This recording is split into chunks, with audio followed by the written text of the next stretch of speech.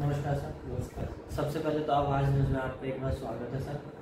और मैं दर्शकों को बताना चाहूँगा कि सर डॉक्टर अखिलेश शर्मा जी हैं और किसी परिचय के मोहताज नहीं है। आयुर्वेदिक में बहुत ज़्यादा देश में और विदेश में भी सर ने बहुत काम करा है, जो सर थोड़ा सा अपने बारे में खुद ही परिचय देंगे। सर थोड़ा सा आप हमारे दर्शकों को बताएंगे कि आप किस तरह से आयुर्वेद में काम करते हो और अभी तक आपने कितना काम। देखिए, मेरे चिकित्सा का इतिहास लगभग 32 साल पुराना है। मैं आयुर्वेद की चिकित्सा करता हूँ 32 साल से और मूलचंद हॉस्पिटल से मैंने अपना कैरियर शुरू किया। उससे पहले कुरुक्षेत्र यूनिवर्सिटी में मैंने भारतीय चिकित्सा पद्धति को बड़े करीब से जाना और धर्मस्थल है कुरुक्षेत्र। तो कुरुक्षेत्र यूनिवर्सिटी में पढ़ते हुए ब्रह्म सरोवर के नज़दीक बैठ करके उन महर्षियों से मिलने का मुझे सौभाग्य मिला जिनके पास ज्ञान का कोई आधार है और वैदिक वाङ्मय का जो सच्चा रूप है उसको मुझे देखना पड़ा। तो आयुर्वेद को संस्कृति से जोड़ करके देखता हूँ।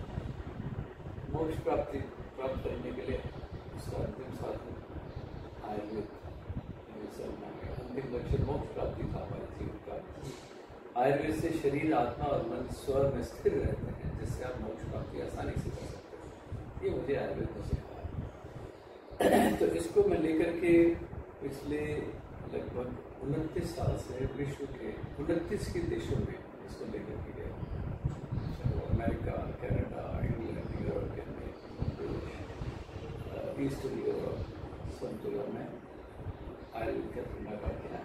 29 साल से निकला और फख्र ये होता है कि आज भारतीय संस्कृति की जो ये विरासत है, इसका नाम आयुर्वेद है, जिसकी जरूरत शरीर, आत्मा और मन के स्वास्थ्य के लिए पूरे विश्व को है। आज इसीलिए चाहे वो योग हो या आयुर्वेद, क्योंकि आयुर्वेद में पार्ट है, पूरे विश्व में जाने जाते हैं, बड़े सम्मानित होते हैं। तो मैं यूएस में पढ़ाता हूँ, हिंदू यूनिवर्सिटी ऑफ अमेरिका एक संस्थान है, और मैं फैकल्टी हूँ। और एक और संस्थान है कैलिफोर्निया कॉलेज ऑफ आयुर्वेद। तो कैलिफोर्निया कॉलेज ऑफ आयुर्वेद में मैं प्राध्यापक हूँ, बोर्ड ऑफ डायरेक्टर्स हूँ। ऐसे ही फ्लोरिडा वैदिक कॉलेज एक और संस्थान है फ्लोरिडा में। ऐसे ही विश्व के अनेक मेडिकल कॉलेजेस में मुझे ट्रैवल करने का सौभाग्य मिला है। विश्व के अनेक देशों के राष्ट्राध्यक्षों तक को ताकि मेरा उसमें एजेंडा ही रहता है कि सेलिब्रिटीज इस देश के आयुर्वेद की चिकित्सा पद्धति को जब सेलिब्रिटीज अपना लेंगे, जो कि विचारक और चिंतक भी होने से, उस हमें काफ़ी कुछ देखने सीखने को मिलेगा और उससे आयुर्वेद की पराकाष्ठा को चार चांद लगेगा। आपने सर बताया कि आप आयुर्वेद में पिछले 32 साल से काम कर रहे हैं। पिछले 75 साल में, क्योंकि जब देश आज़ाद नहीं था उससे पहले आयुर्वेद और आयुर्वेद का जो इतिहास है वो हजारों साल पुराना रहा है।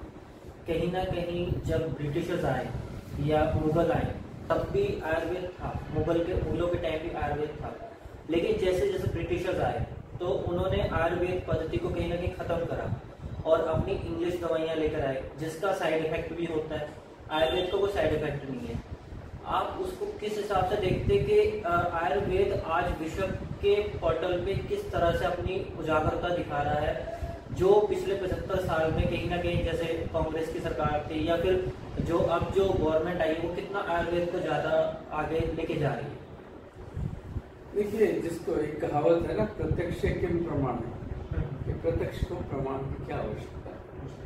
अभी पीछे कोरोना काल ने साबित कर दिया कि अगर आप आयुर्वेदिक जीवन शैली जीते हैं, आहार विहार विचार विचरण रखते हैं, जीवन में सात्विकता लाते हैं, रोज अगर आप योग करते हैं, आप प्राणायाम करते हैं, आप शाकाहार फॉलो करते हैं और आप उन मसालों का प्रयोग करते हैं, चाहे वो हल्दी हो या दालचीनी है या लौंग है, इलायची है, जिन सब चीज़ों से आयुष काढ़ा नाम की चीज़ें बनी हैं, जिसमें मैं बड़े गर्व से कहता हूँ कि मुझे सौभाग्य मिला उस आयुष काढ़े को बनाने का और सर्कुलाइज होने किया, जिस पर पहला लेख भी बनाएगा ऑर्गेनाइजर सफल था। तो सैद्धांतिक रूप से आयुर्वेद की वो सारी चीज़ें बहुत ही टाइम टेस्टेड हैं और कोरोना काल में जब उनको अप्लाई किया गया तो हमने देखा जो शाकाहारी थे वो लोग बच गए। चाहे वो अमेरिका हो, वहाँ अमेरिका में भी क्या हुआ, भारतीय लोग ज़्यादा नहीं मरे, अमेरिकन मरे हैं। क्यों? क्योंकि वो लोग कच्चा मीट खाते हैं, चाहे यूरोपस बॉडी नाम से लंबे तगड़े हैं, ठीक है, लेकिन तामसिक व्यवहार है जीवन में, पशुओं का वध करके जो खाते हैं। और ये आरएनए वायरस ये स्ट्रॉन्ग मीट लवर था, इसलिए उनके फेफड़ों में डीपली घुस गया।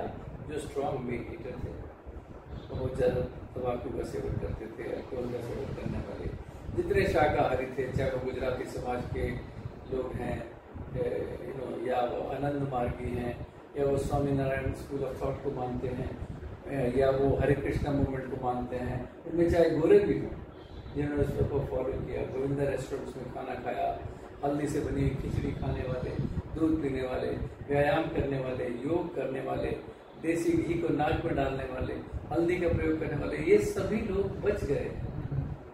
विदेशियों को ये बात पता ही नहीं थी। ये आयुर्वेद का बेसिक ज्ञान है जो घरेलू चिकित्सा पद्धति की तरह पूरे विश्व में छा गया था। तो लोगों को आज ये समझ में आ गया कि कई हजारों साल पुरानी विश्व की जो प्राचीनतम चिकित्सा पद्धति है, जो कि संस्कृत में लिखी गई है, जिसका उदय भारत से होता है, वही पूरे विश्व को रास्ता दिखा सकती है। सर, आपने बताया कि विश्व की जो, जैसे कि अभी बाबा रामदेव भी आयुर्वेद लेकर आ रहे हैं, जैसे उन्होंने तो एक अपना ब्रांड ही बना लिया पतंजलि करके, तो वो तो एक पूरे विश्व में उन्होंने एक योग की एक चला दी कि योग करो और स्वस्थ रहो। तो आयुर्वेद में ऐसे क्या चमत्कारी फायदे, आयुर्वेद इतनी जल्दी काम नहीं करता जितनी जल्दी इंग्लिश दवाइयाँ काम करती हैं, ऐसा लोगों का मानना है। देखिए, तो किस हिसाब से बहुत बड़ी भ्रांति है ये कि अगर हम bigger picture of health care system देखें तो 70% बीमारियां जो हैं वो लाइफस्टाइल रिलेटेड हैं, यानी जीवन शैली से जुड़ी हैं। और उसके अलावा ऑटो इम्यून डिसऑर्डर्स है, जिसमें शरीर की रोग प्रतिरोधक क्षमता से डील करते हैं। तो वो ये 70% विकार है इस तरह के। इन सभी 70% डिजीजेस के लिए आयुर्वेद के पास बेस्ट आंसर है, ठीक है। बाकी 30% उनमें से 10% इमरजेंसीज होती है, ठीक है, बाकी 20% सर्जरीज हैं। ये सेक्टर 30% का रेशियो अगर हम एलोपैथ्स के लिए छोड़ दें, बाकी 70% को हम पूरे विश्व में आयुर्वेद के माध्यम से कैटर कर सकते हैं। तो जैसा मैंने कहा, ज़्यादातर जीवन शैली से जुड़ी बीमारियां हैं या हमारे खान पान से जुड़ी हुई बीमारियां हैं, उन सबको ठीक करते ही हम ठीक होना शुरू हो जाते हैं। इसीलिए आयुर्वेद इलेबोरेट वर्णन देता है पथ्य और अपथ्य का, यानी eating right according to your body type, बड़ा इंपॉर्टेंट है। और सात्विक आहार, आयुर्वेद कहता है आहार ही औषधि है।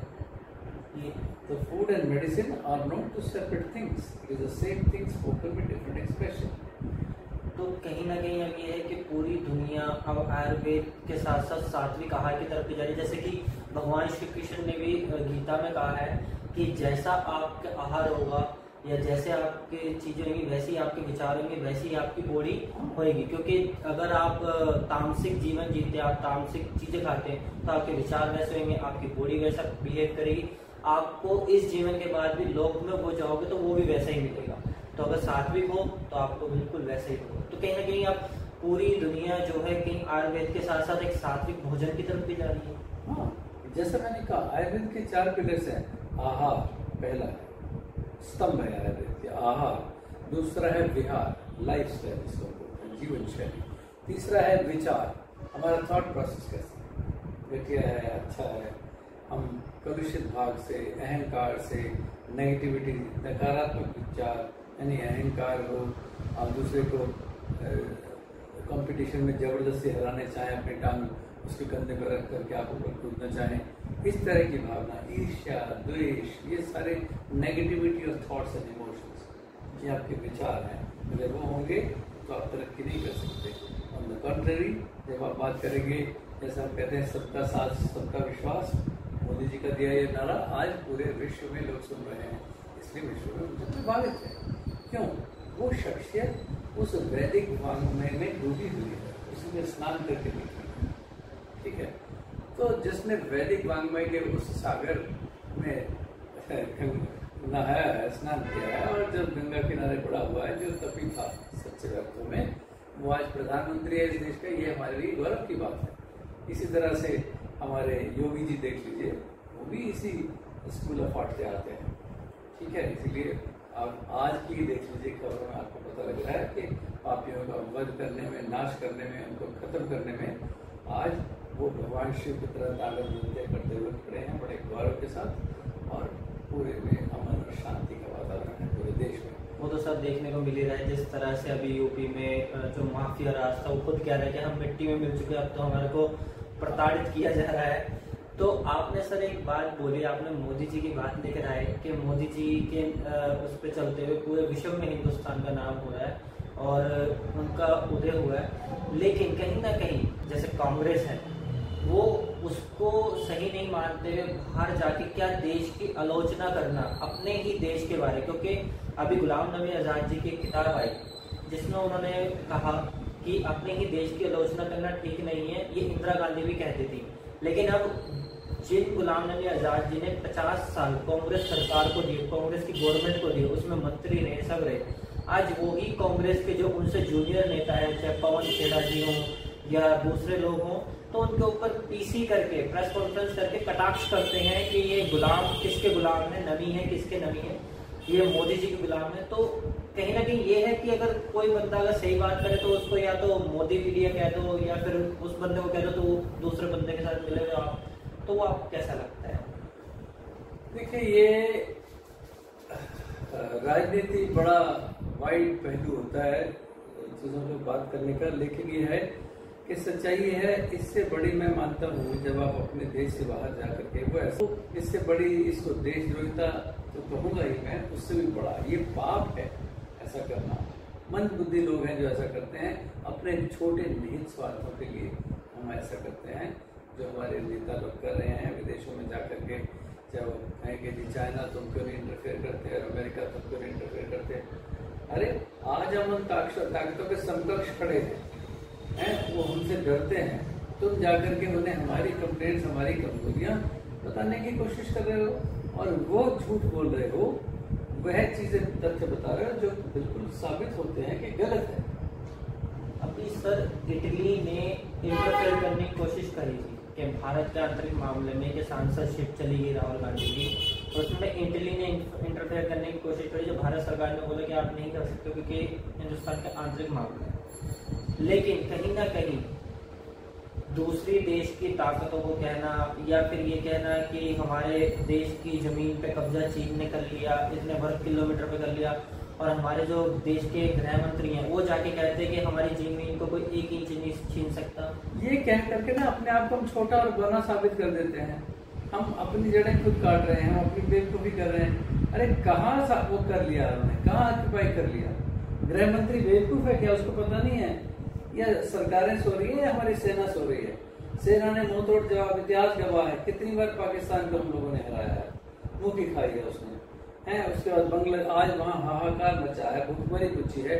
आज लोग कहते हैं कि अरे पाक ऑक्यूपाइड कश्मीर, पीओके के लोग भी कहते हैं कि काश हम भारत के साथ ही रहते हैं, राज भी हो सकता है, तो आज हमारे सपोर्ट में नारे लगते हैं वहां पर।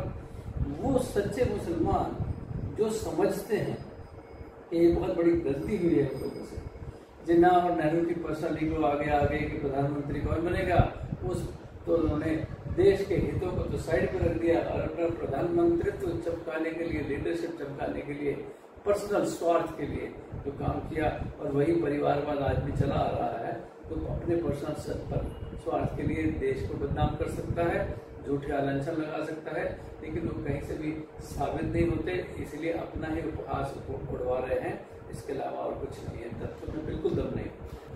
कि जैसे कि अभी राहुल गांधी जी ने एक पीसी करी और उन्होंने बोला कि गांधी कभी माफी नहीं मांगता जी, लेकिन इंदिरा गांधी जी जो उनकी दादी रही हैं उन्होंने भी इमरजेंसी के बाद माफी मांगी और उन्होंने बोला कि मैं सावरकर नहीं हूँ, यानी वीर सावरकर जी को, जिन्होंने काला पानी की जेल में यातनाएं सही, उन्होंने जेल काटी, इन्होंने कभी जेल नहीं काटी, किसी ने जेल नहीं सही, और आज उसके ऊपर कटाक्ष करके कहते कि हम वीर सावरकर जी को नहीं मानते, वीर सावरकर जी कुछ नहीं करा, उन्होंने माफी मांगी।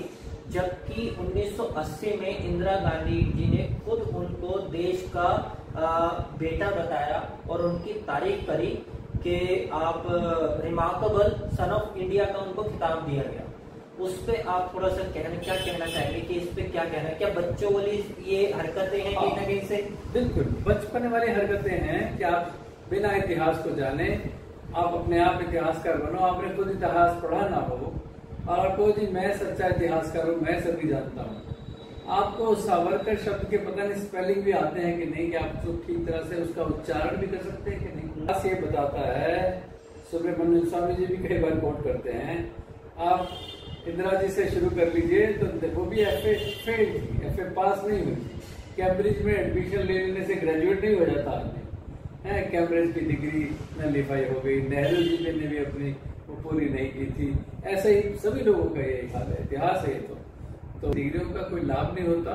और पप्पू, जो लोग पप्पू कहते हैं, पूरा देश अगर उनको पप्पू कहता है और उनकी अपनी बहन मान रही है कि पप्पू कहा जाता है, तो इसमें कोई अतिशयोक्ति नहीं है, स्वाभाविक रूप से उसमें दिखता है भी। लगता है किस व्यक्ति से बात कर रहे हैं जिसके पास ना सोच है ना विजन है।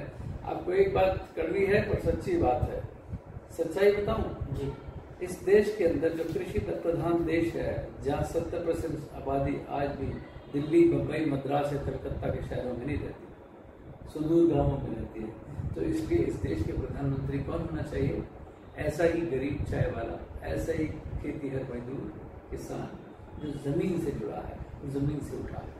ये नहीं कि दोस्त व्यवसी, मैं अपने आप को भी शायद एलिजिबल कैटेगरी में नहीं मानूंगा। कल को मुझे कहा जाए प्रधानमंत्री बनोगे तो मैं 10 वर्ष सोचूंगा क्या मैं इस लायक हूं। जिस व्यक्ति को मुद्दों का भी पूरी तरह से पता नहीं है, वो अपने आप को कहे कि मैं इस देश प्रधानमंत्री बनने लायक हूँ, तो आप अपने आप से झूठ बोल रहे हैं। तो ये मैं कहना चाहूंगा, मोदी जैसे लोग जिन्होंने आजीवन संघर्ष किया है और उनका एक लंबा इतिहास है, जो व्यक्तित्व और चरित्र को भी पढ़े हैं संगठनों के और उनके इतिहासकारों के, उनके महानतम व्यक्तियों के साथ में उन्होंने संघर्ष किया है, वही लोग इस देश के सच्चे उत्तराधिकारी हैं। इसलिए उन्हीं को शासन करने का अधिकार है। इस देश को दोबारा से जगत गुरु बनाना है। उस कल्पना को साकार करने के लिए राष्ट्रीय स्वयंसेवक संघ, भारतीय जनता पार्टी और उसकी पूरी लीडरशिप जिस दिन पूरे मन वचन कर्म से साथ लग जाएगी, इस देश को विश्व गुरु बनने से कोई रोक नहीं सकता। Thank you so much sir, आपने अपना बहुत बहुत टाइम दिया। तो ये थे हमारे साथ सर डॉक्टर अखिलेश शर्मा जी, जिन्होंने आयुर्वेद के बारे में भी और राजनीति के विषय में के बारे में भी हमारे को थोड़ा सा अवगत करवाया और ज्ञान दिया।